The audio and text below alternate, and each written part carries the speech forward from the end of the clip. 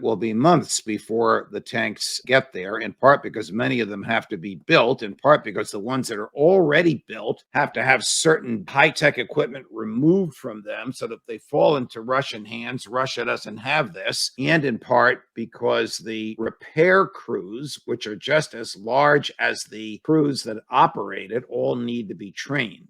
Are you hearing something different about when these tanks will arrive? No, that it's going to be months. Russia is going to make gains. I have no doubt that this spring is going to be very difficult for Ukraine. Russia is going to regain territory. It's going to regain territory in Donbass. It's trying to regain all of Donetsk.